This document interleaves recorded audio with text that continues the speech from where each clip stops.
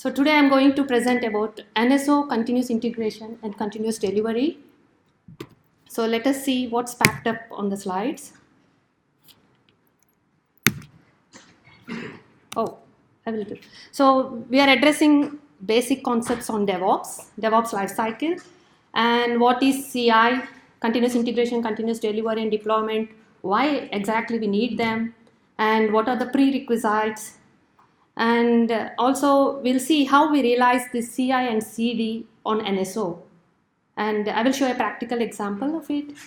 And in that we can see the developer flow, continuous integration, test pipeline, delivery pipelines, how and all we achieve that. And then we'll focus on a little bit about the tools that we are using to achieve this DevOps.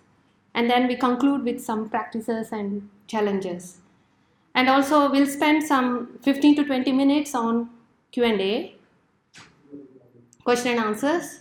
So if you want, either you can interrupt me in the middle of the session, or you can make note of all the questions that you would like to ask, and then I will present the experts here who have done a really hard work to achieve this, so they can also answer you. So before I continue, I would like to present the experts that are very good with this NSO verification. So one is Magnus here, who is standing here, and the one Max, yes, and one is Victor, and there is two more guys, Stefan and Chris. They are working for upcoming release 442. They are at the office. So we all try to address all your question and answers at the end of the session. So, and also you have a surprise quiz if we are on time. So let's see who wins. Okay, let's start. Before we go to DevOps, how many of you are already adopting DevOps in your projects? Could you please raise your hands? Wow, quite a number of them. So maybe you will be better in the quiz on the end of the session. Okay, so what's DevOps? DevOps is a software development method that stresses communication, collaboration, and integration between developers and operations team. So by doing this, you enable rapid evaluation of products and reduce risk and improve quality.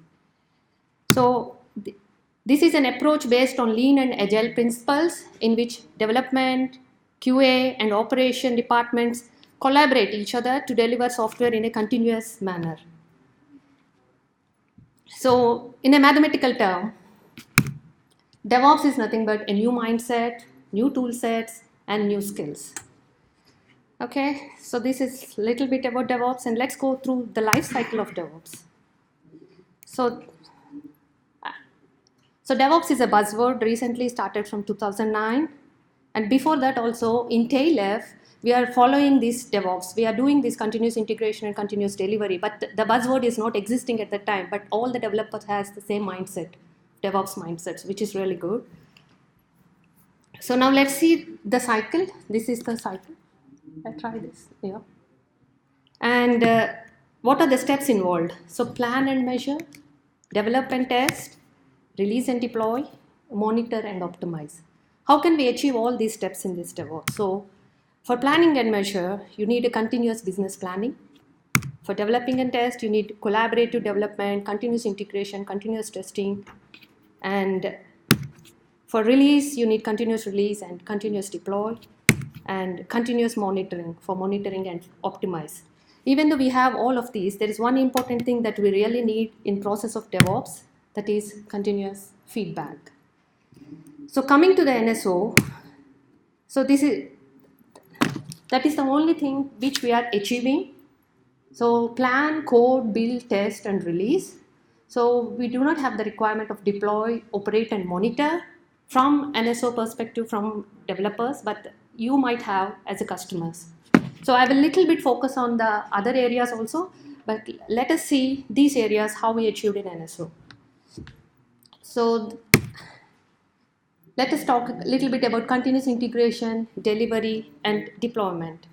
So what is continuous integration? Continuous integration is a software development practice where members of team integrate their work every day, frequently. Usually each person integrates at least daily, leading to multiple integrations per day. Frankly speaking, we are really good at continuous integration for NSO. So each integration is verified by an automated build to detect integration errors as quickly as possible. And it adds a tremendous value in DevOps by allowing large teams of developers working on cross technology components in multiple locations to deliver software in an agile manner. That's a little bit about that. And what is continuous delivery? So continuous delivery is a software development discipline where you build software in such a way that the software can be released to production at any time. Okay, so we call this continuous delivery because we are continuously running a deployment pipeline that tests if this software is in a state to be delivered. And also, continuous integration naturally leads to the practice of continuous delivery. Implementing continuous delivery means making sure your software is always production ready throughout its entire life cycle. Okay, so let's do the continuous deployment. So what is it? It's a third term that's sometimes confused with continuous delivery, where continuous delivery provides process to create frequent releases, but not necessarily deploy them. And continuous deployment means that every change you make automatically gets deployed through the deployment pipeline. Yeah, too much of theory slides. I'm sorry for that. So let's head down to why we need CI and CD. Okay. So to encourage a culture of incremental development, to ensure our system is working all the time, to ensure that the build is always in a green state. Green here is like a successful state. And to improve the visibility of the current state of the build, is it successful or failed? And to establish greater confidence in software product from the development team. And to reduce risk, that is also very important. And to reduce repetitive manual process. We will see how we reduce this repetitive manual process in the next slides. And you will understand what are the artifacts and how much time is reduced with that. And also to receive regular feedback, and I will show you how we achieve that. And to reduce integration pain, to enable concurrent development, we are very good at that too, and to increase automation. So when you have these in mind, these practices to be followed in mind, then by default, the return of investment will be high. So let us see what we need to start with continuous integration. The first thing that we need is version control. So we need a very good configuration management tool and configuration management mindset to achieve this. So the code should be checked into the main line at least a couple of times a day. And I will show you in detail how we are doing that in the next slides. So you should ensure that you check in regularly to mainline and you're managing your development workspace. So ensuring that the starting state of the development environment is well known and properly managed. Okay, so now if you have a good version controlling system, then the next thing you need an automated build. So automating the compilation, testing, and delivering processes, create a comprehensive test suite. Unit testing, integration testing should cover all the feasible use cases of this system. And also keep the build, test, and test process short. So it means like long build processes may encourage developers to push multiple changes at once rather than in small increments. So make sure that you have the build process very short. And also standardize automation. What it means is that standardizing automation also makes people more effective. People may move from project to project, and also a common set of tools allow practitioners to work anywhere, and new team members need to learn only one set of tools. So standardizing is really beneficial for the organization. Okay, so DevOps is a cultural movement. It is all about people. And even though you have many different tools and you have very good automation setup, but still you need people who really wants to understand and accept this mindset. So the next and very, very, very important factor that we need to consider while considering continuous integration is agreement of the team. CI is a practice rather than a tool, and thus requires team input, and it's a feedback mechanism we need and a cultural movement. So we will see how we can achieve that in the upcoming slides, but these three are the main prerequisites that are required for the continuous integration. Okay, we'll move on. So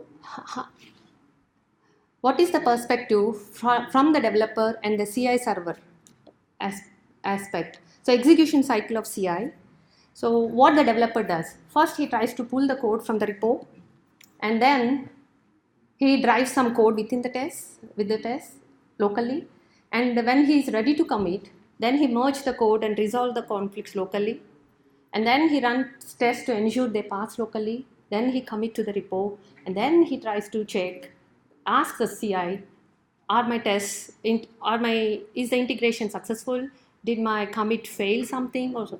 So what happens is that then the CI server functions and it awakes, and it says, it tries to monitors the repo and pull the code, build the system, run the unit tests and integration tests, release deployable artifacts with the build label, and then notifies the results to the team.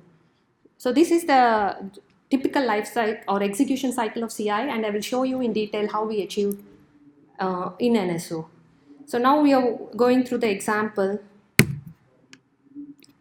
how we achieve this in NSO. This is the typical example, NSO Integration and Delivery pipeline. So this entire pipeline is fully automated. And automation is essential here to create processes that are iterative, frequent, repeatable, and reliable. So I will go through each and every box in detail, how we achieved them. But when we go to the next slide, I can show you. So this is the CI part, and this is the CD part. So I will show you how we achieved CI, which tools we have used, and how we achieved CD, and how can we improve in that. Is everything clear that until now? Do you have any questions? Okay. So let's see how can we achieve the source code management. So we are using tools called Git and Bitbucket. Git is a mature, actively maintained open source project for distributed version control system. And Bitbucket is a combination of Git server and web interface product.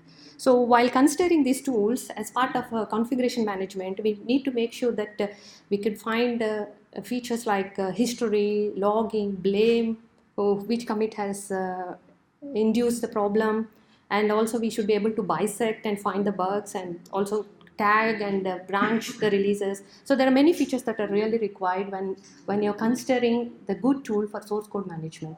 I will explain you the merging and what are the branches that we are considering in the next slide. But before we go to the next slide, how many of you are using Git? Could you please raise your hand? Wow, everyone appreciates Git then here. Not everyone, at least 70% of the crowd. It's good. So let's see what we do. So this is the development workflow, and we have one main branch, trunk.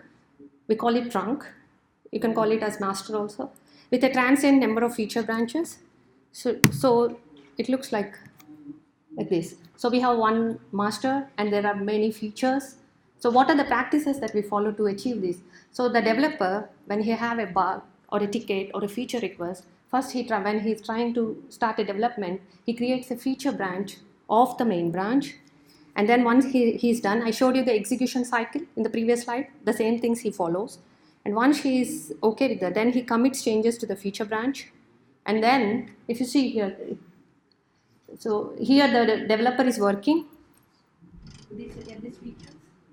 And once he's happy with his feature, then he creates a pull request targeting the main branch. The pull request initiates the test, it initiate the test on the CI, and once he's satisfied and once he gets a success, then he tries to merge the PR, but only if the review is successful. So before he merging, then the developer can ask for a review, and the reviewers, once they approve, then only he can merge the main branch. So those are the practices that we follow in TAILF and NSO, and these are the best practices. If you follow, then your source code is reliable. So, but I can show you what is the process of this. So how do we do this approve? This is very important. This is the concurrent development. How do you do? And so the stash it's the older form. The Bitbucket is the tool that we use. So in the Bitbucket you have this feature. So you can do a create pull request at the end. So when you do that, then you can add the reviewers who would like to review, whom you want the code to be reviewed, and once they review, so if you see, these are the reviewers, and they have, if you see, there are numbers 4, 2, 12. So there is some conversation that is happening. Oh, I cannot approve this, or what is this code, or they can have a lot of conversations, and everything is online, automized. And then if you see, there is a build with green mark here, so that is the successful build. And if you see down, there is a red mark, it is a failed build. So this really helps the developer to understand where my commit is, what is my pull request feedback, and also this helps us a lot. This is the developer flow, how we follow in our tailf. So that is about the developer flow. Now let's go into the integration and test flow. So this is our integration. We have 2 different servers, but in tailf we have 2 different servers, but you can have one server. One is for developer flow and one is for delivery flow. So we have many different tests that are responsible for each activity. So to achieve this, we are using a tool, Jenkins. So Jenkins, how many of you are using Jenkins? Oh, so you all know what is Jenkins. So Jenkins is an open source automation server, and you can manage and control development lifecycle process. You have many features like build, document, test, package, stage, deployment, static analysis, and many more. Jenkins is a very, very powerful tool. So we are using Jenkins to address all these testing areas. Okay, so CI server is for the developers, and we have CD server. This is the one, or the right side one is for the testers, and all the pull, build, and test steps are powered by Docker. So I can show you in detail later. But so little bit about the test infrastructure that we are using. So we use parallel execution of test jobs, parallelized all the execution. Everything is automized, and we run on Docker containers and macOS servers. And we use Gitolite, and we have other Nexus binded repository dependencies. So we have 6 physical nodes running Docker containers, and each host containing 100 containers. So if you want more details, we can take it at the end of the Q&A session, and our experts can address you all the questions. But a little bit about the infrastructure that we are using. Let us see how the pipeline looks like. So this is the Jenkins pipeline. I think most of you are aware of this pipeline. So the blue are the successful ones, and the red are failure. So that is might be one or many test cases in the test suites or failed, if you see the red mark over there. Okay, now let's see some artifacts. So on NSO, we have 2,500 test cases that are run on 120 Jenkins jobs. And as I told, we have parallelized fully. But if not parallelized, sorry for the spelling, if not parallelized, execution of the full pipeline takes 48 hours. But now, when we have done this, it just takes 2 hours. The feedback is very early for the developer. It just takes 2 or less than 2 hours. So this is the greatest improvement or achievement in our NSO.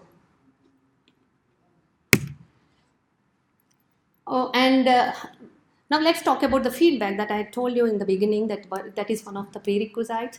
So the way the feedback we give to the developers when they want to know what happened with my code, then we have many TVs in our office area, and we display a lot of dashboards.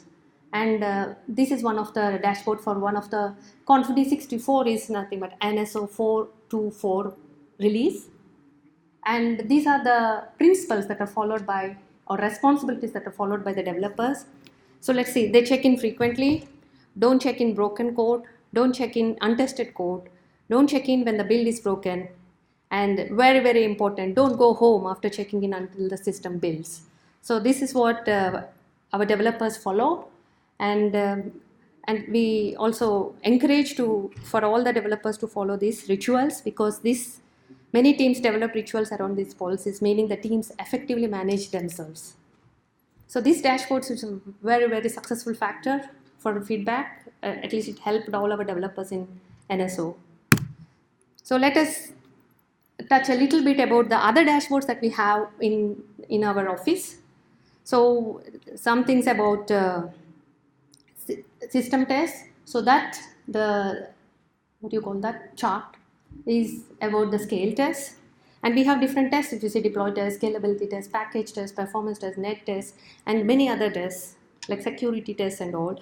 All these tests are nightly run. They are continuously run, but it is nightly because it needs a lot of virtualization, a lot of memory and all. But still we are doing it continuously, nightly. So we claim that we are doing it continuously.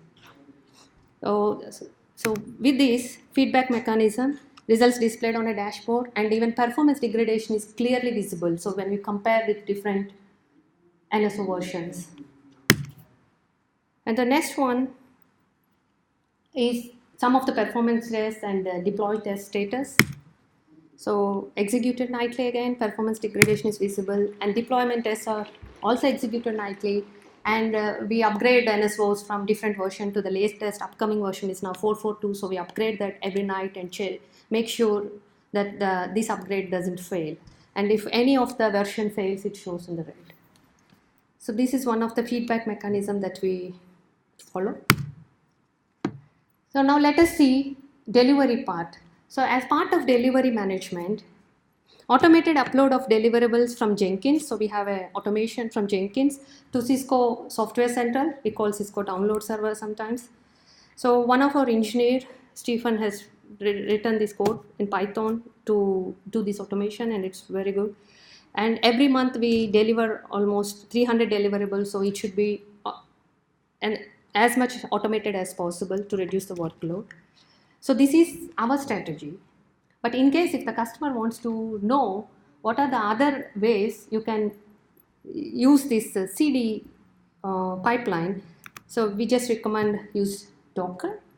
You can use this for delivering as well as deploying. And Jenkins, through Jenkins, you can push working images to Docker image registry and can trigger deployment using Docker Cloud. Containers can be monitored, deployed, redeployed, and recovered by Docker. So this is just a recommendation, the yellow ones, which we are not doing. But if the customers would like to do, you can really opt this.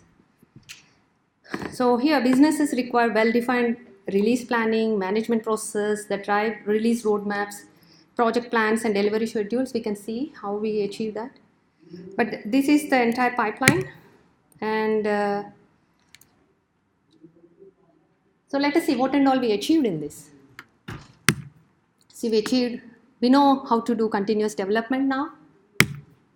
We do continuous integration, continuous testing, continuous release, continuous delivery, which continuous deployment we are not doing, but that is also achievable with this DevOps cycle, continuous monitoring, and continuous feedback. So these are the things that we achieved in this pipeline. I'm missing one of the things. Could someone identify what it is? There is something that is missing. There is something continuous dash. What is that? That is there here. But okay, I can give you a hint. It should be before this, before it comes to the source code management. What is that? That is very important according to the cycle. Yes. Who is that? Who said that? It's very good. It's continuous planning. It's continuous planning that is missing here, which I haven't mentioned it, but that is also very, very important. That's Carl, right? Yeah. Okay, so every phase here has challenges, and we need experts here to analyze, and also we need important tools to achieve all these continuous things. Everything continuous. So we need very, very good tools to achieve this. And also let us take just one example, continuous release. So for continuous release, we need release management, release coordination, release automation. All these are very important factors to consider. So those challenges will become goals. But I will show you what are the challenges and what's the practices that we followed, so in the later step. And also coming to the continuous monitoring and continuous feedback. So I showed you that the feedback comes from the dashboards for us, but there is also like the customer feedback comes in different forms for us, like in tickets or formal change requests or feature requests and all. So feedback also comes from the monitoring data that I showed you as the dashboard. So while considering the continuous monitoring and the continuous feedback also, you have different challenges. And even though everything is visible on the dashboard and all, but still there should be someone who can police, continuous policing, test policing, all the things, which Max is an expert here. He does that every day. So there are many challenges, but let's go through the tools that we are using. So for coding, these are the tools that we are using for NSO. Okay, so these are the main tools, and there are also more developer tools. So Erlang, Zira, Git, Track, Eclipse. How many of you are using Erlang?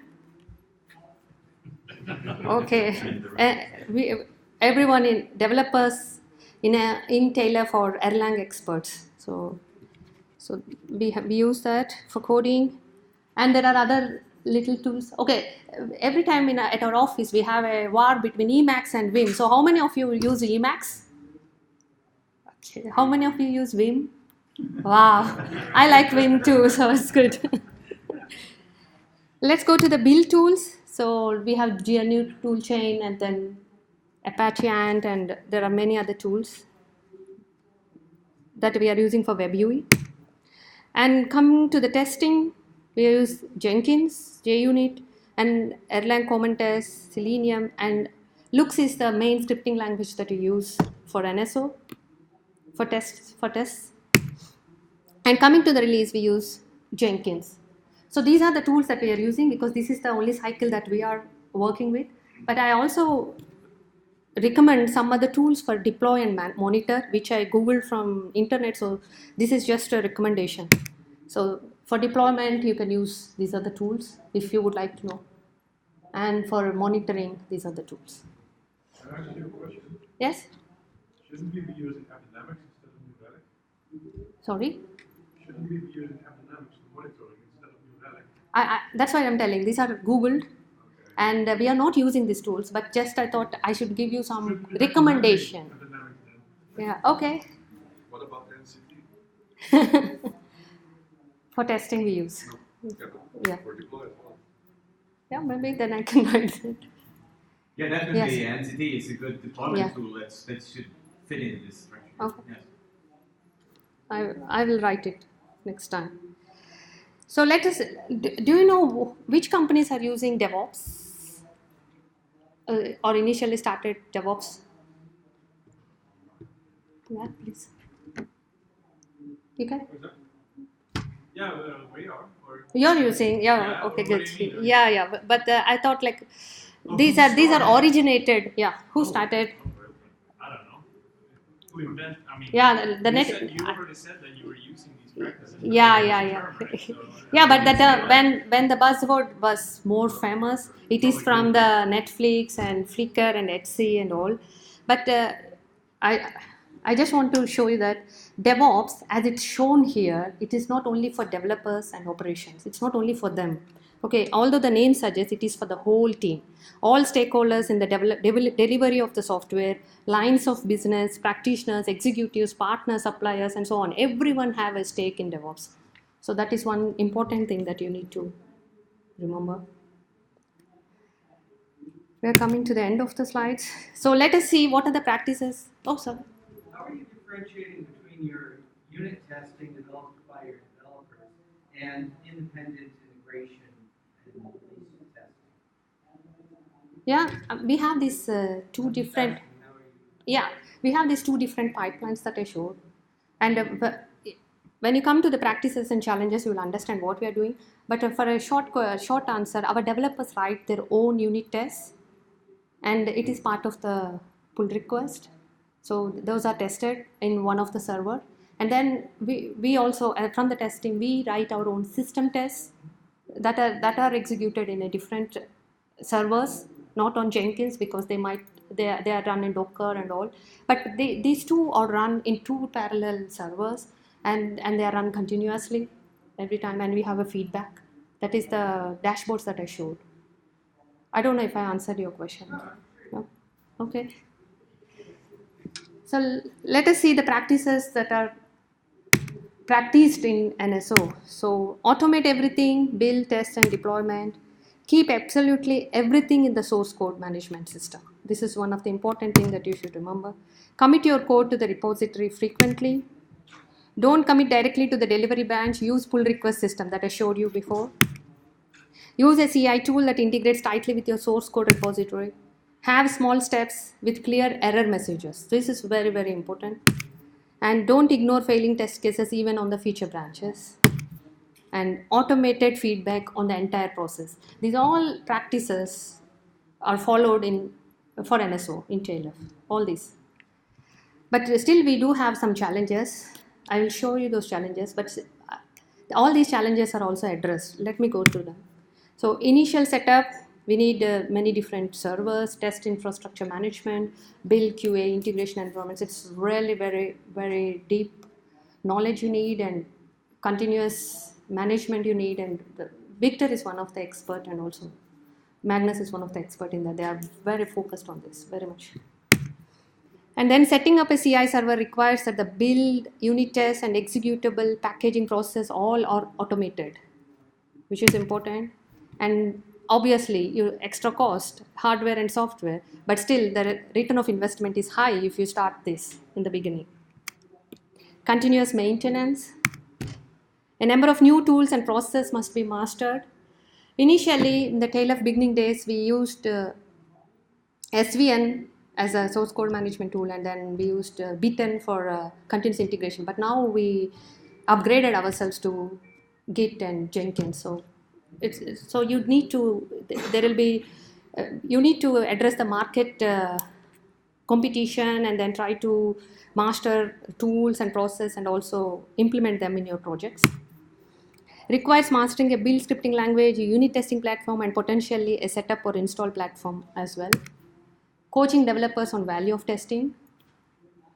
And establishing a solid CI practice takes a lot of work and technical knowledge.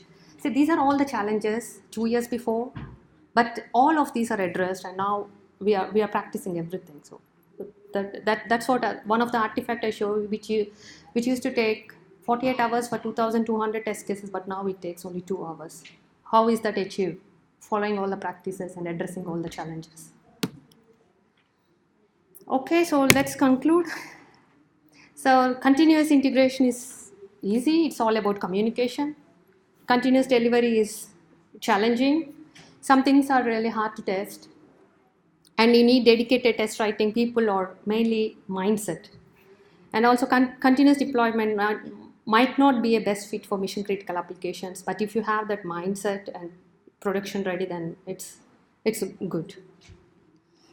Adopting DevOps allows organizations to release to production when they want to and not based on a particular date marked on the calendar. So you should be every time ready to release to production, but you no need to release really. So that is the mindset you need to have.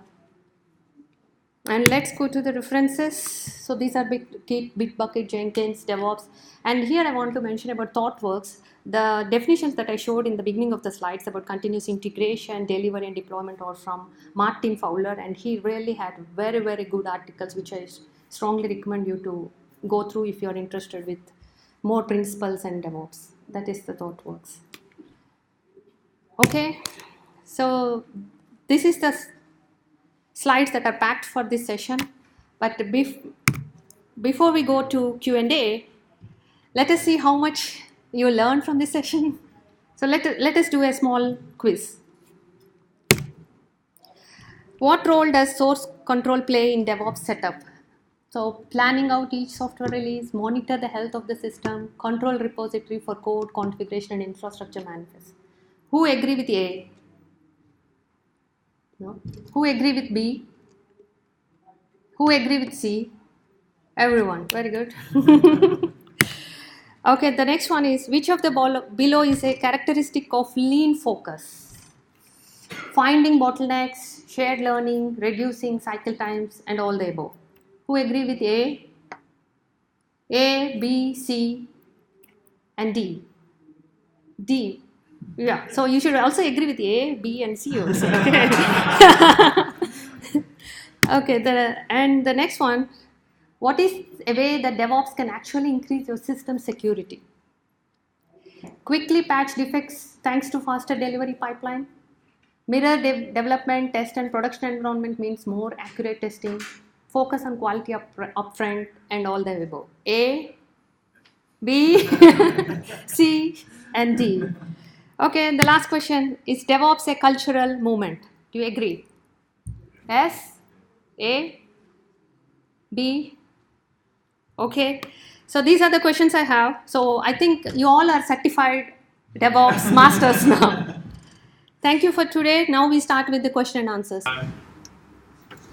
What are you actually using Docker for? So is this for running NSO or for running something adjacent to NSO to test something? Or Yeah, so basically each one of the boxes there is a collection of tests, right? And I mean, primarily it's basically Lux scripts, right?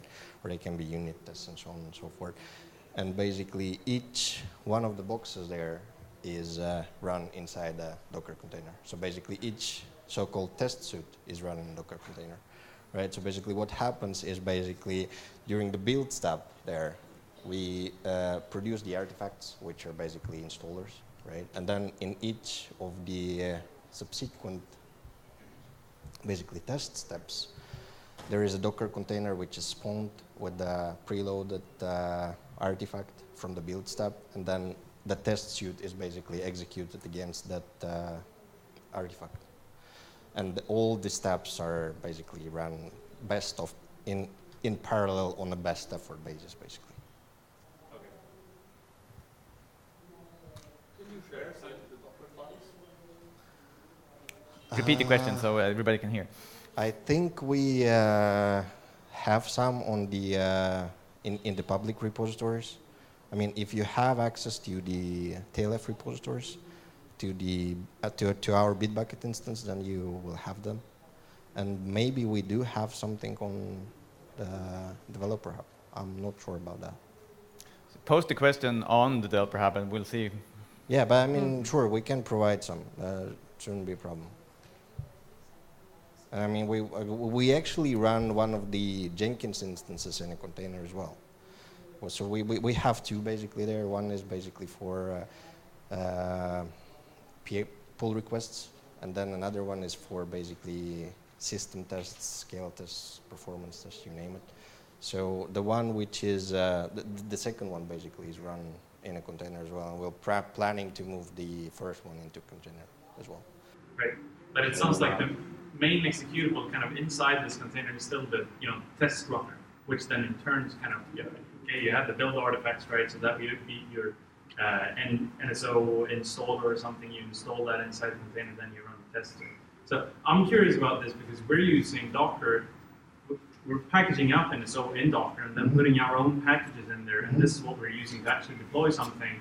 I mean, when you're delivering it to us as customers. We're the one that actually deploy this in a live network, and we're using Docker for this. I found that doing this is not straightforward with NSO, partly due to the directory structure that you have. So you wish to ship certain things in the Docker image, such as NSO itself, the packages, whereas other things, such as CDB, is something that you don't really ship that from your CD pipeline, right? That's something that exists out there in your production environment already, and that's something you typically mount in through a shared volume. But what I would like to hear from you, kind of, or what would be really nice is, well, a Docker file, but kind of best practices on how to use containers to package up, NSO together with your packages and run it in your production environment. I think this is one of the use cases for actually continuous deployment, right? Which we don't really have in our pipeline because our kind of pipeline stops at delivery, right? I mean, our end goal is basically producing that artifact which we can ship to the customers, and then, I mean, we don't do deployments really. I mean, we do, of course, for like system testing, for scale testing, for performance testing, so on and so forth, right? But I mean, in the end of the day, I mean, the customers, they have their own environments and so on and so forth. Sure, I mean, we can provide some, and I think we do. I'm not really sure. Don't take this for granted, but I think there is basically some Docker files which are available together with NCT, together with some public repositories on the, at least on the TLF repository management system. And I hope they are basically available on the DevNet as well. I'm not sure, but there is an effort basically for getting it there, right? So, and I mean, it's actually a little bit tricky, right? Because when you look at continuous deployment, it's a completely different world, right? I mean, you will have one scenario, another customer will have another scenario, and so on and so forth, right? So, I mean, it's a little bit tricky. But NCD is a pretty good tool, which I think has support for Docker images as well, basically for producing, for deploying on top of Docker, as well as basically Vagrant or wherever it is, right? So have a look at NCD, and then post some questions on the DevNet and Developer Hub. We will try to look into it in terms of basically continuous delivery aspects, or deployment rather. Great, yeah. No, not really an answer to your question, right? But Yeah, I think it's halfway there. yeah, but I mean, our internal cycle basically it stops at continuous delivery, right? No, I perfectly get that, right? So I mean, but I'm asking more for. I just know how. Yeah, so basically you're more interested in basically packaging solution for on top of Docker, and what are the best practices around it, basically, right? Yeah, and if you're aware that I or other customers are using Docker, then you can build the software or write best practices for NSO on how to do this, which makes my life easier, right? Because this was something that I had to go through myself. Like if you start looking at bar of NCS or whatever that path is, like where it keeps all its data, what is actually kind of local state that needs to be there, and what is stuff that you can ship in Docker image. I had to find that out the hard way, which takes a bit of time. And if you could do it for me, that would be helpful, right?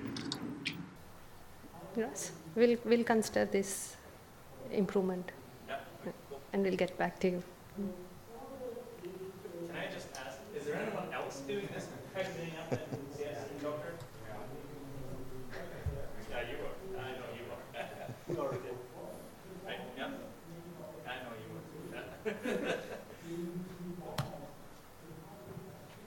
I've got a question. Hmm?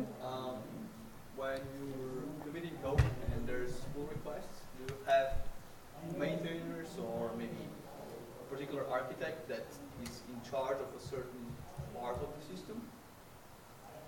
Or is it just everyone? Well, we have teams, right, which work it's 3 to 4 to 5 to 6 people teams, right, which work on certain components, like for example CLI is, you can call it a component, right, and there they have basically it's basically a collaborative effort, but then in the end, I mean, they still take some particular features which get assigned to particular persons and so on and so forth. I mean, the collaboration is in the workflow where the basically the approval happens, and then basically some senior engineers from that team will go and have a look at the code and basically comment or move it forward, discuss, and so on and so forth, basically. Right. So, and then I mean, the workflow is pretty much like team-based and feedback-based. Thank you. And basically, Atlassian Beatbucket, formerly known as Stash, is a pretty good tool for that. I mean, we chose it primarily due to the fact that it has the pull request support, as well as basically the that approve comment kind of workflow. Just out of curiosity, did you consider Garrett as well? I think we considered a vast majority of the popular tools out there which were available at the time, right? And then there were basically some pinpoints that we had to make. Garrett supplies similar functionality, obviously, exactly. so you can use that. The decision making, basically. Yes. Hang on, nobody can hear you there. Victor, you can take this. Okay, so this whole process enables you to have production-ready code multiple times a day, right? But I don't get how this is continuous delivery then, because you have a versioning system for NSO anyway, so you are not going to deliver every single production code that you create multiple times a day. You just have one version that is shipped on CCO. So I don't get this. Yeah. See, we have these versions. Every year we have 3 major versions, and every month we have 2 minor maintenance releases. But we are preparing for any time delivery. So we have a build that is ready to the delivery, but we are prepared. We are ready with that process. We are just not delivering the release, but we are ready with that process. So that is also a continuous delivery. That's what I say. So you have that mindset of preparing the release till the delivery process. So we have that here. So that is the one that I told you, like continuous release or continuous delivery. It's not that you need to do every single second or every single hour or every night, but you should have a mindset that it is a releasable product and every day. So we have the binaries ready, and on demand we ship them to some of the customers who would like to test on that. So every night or every 2 hours we have one binary that is ready for the release. So that way we achieved continuous release. That's what we claim. Did I answer you? Yes? Have you considered using Gradle for in your Java builds for the NSO examples? Great. I never heard this tool. Okay, well, that answers my question. Some of the projects that are based on NSO are using Gradle for various things. So it's a good tool for automating code generation kind of things and stuff. But you can do a lot of things with Gradle, but it's not obviously that we are using at our own production. But it's a good tool that many people use. Okay. I've got another question. I understand you started writing tests a long time ago, so that's, I guess, why you're using Lux scripts and all of that. But if you started now, would you consider just using Python API instead of that, for example? Well, I mean, Lux is a really sure. So Lux is actually a really nice tool that helps with all the not only CLI based testing, right? I mean, you can do a lot of things with it, but we do use Python in the tests. We do use Lux. We do use basically Erlang common test and JUnit and so on and so forth. I mean, in this case, I think it's more of the what's best for the particular test case, right? And I mean, it happens to be the fact that Lux, I mean, the majority of the tests are very, very suitable to be written in Lux, basically. And then there is a very, very good feedback mechanism and so on and so forth, basically, right?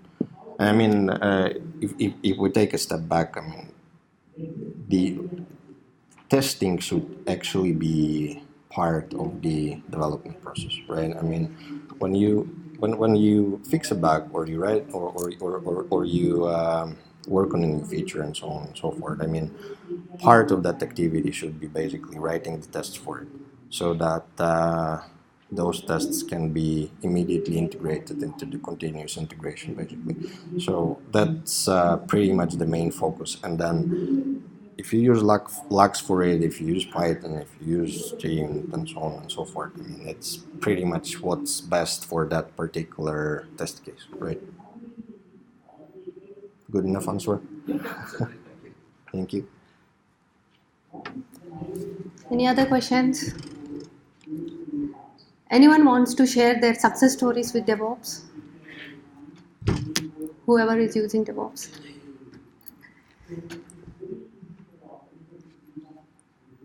Anyone? I don't know. So, I mean, we're kind of doing this. I mean, obviously, it's different for you guys since you're producing the software, and I mean, our job is slightly different, right? So, for us, it's more about testing how our services actually apply to the network and so forth.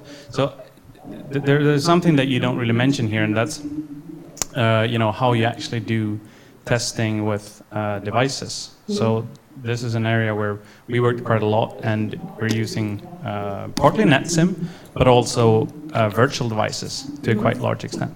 So I think that's just something that don't forget that exists, right? Use the various tools that are available in that front. So I mean, you can use Virl, it's a Cisco product, or GNS3. We're using something called VRNet Labs. That's a shameless plug, since we've written ourselves, to actually start up virtual routers, and that's what you then test on. And I found this to be a very, a good way, because what it achieves you to do is to get a virtual network, and you can test that network to see that it functions the way you want it to function, instead of just testing, when you're pushing something to a NetSim device, you're pushing a bit of text. And what are you going to check? That the text is as it's supposed to be? You don't actually know, is this BGP configuration working or not, until you have a BGP session established. So that's why you want the virtual devices for your testing environment. And of course, I'm talking about virtual devices here because they are vastly cheaper than the physical counterparts. So that's just something I want to throw out there, that try to put that in your pipeline when you want to run your testing test suite. So, the presentation earlier today about the NEDs, I think you were there, right? On the presentation regarding. Okay, so I mean, for net testing, that's what we actually do. I mean, we actually have 2 labs with both virtual and physical devices, like real physical and real virtual, basically appliances, right?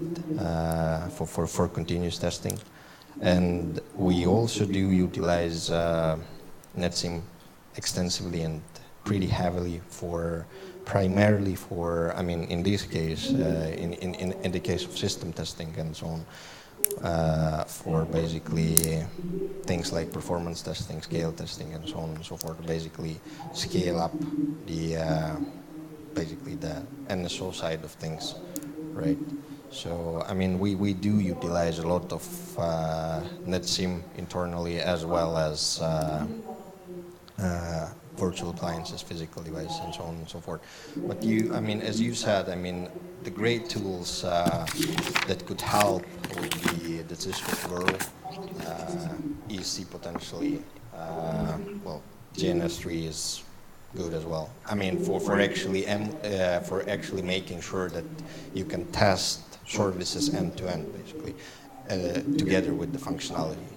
Right. Not only basically the fact that you can deploy your config out there and it works, right? But you also are after the actual functionality of the service, right? I mean, maybe you're interested in actually checking the actual traffic and flow in that virtual environment and so on and so forth. And I mean, as you said, Virl is a great tool, OpenStack is a great tool, and so on and so forth. So you can build environments, basically virtualized environments, on top of those tools.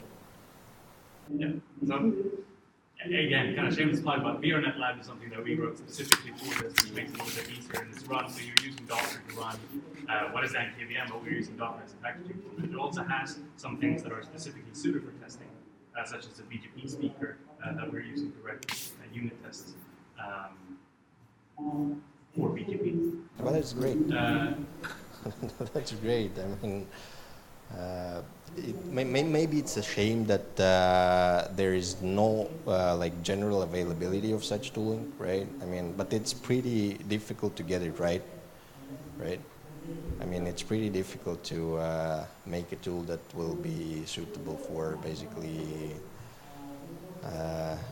all the cases that are out there, right? So.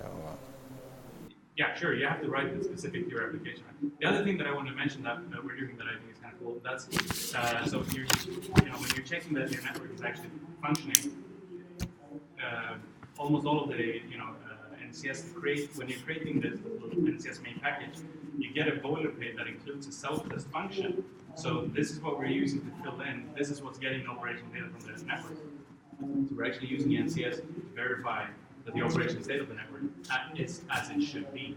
So we're not, we don't have an external tool for this, but we're using NCS, which means that we're using this both in a test environment as well as in a production environment later on. So it's kind of two slides with one stone. Yeah, that will work in English.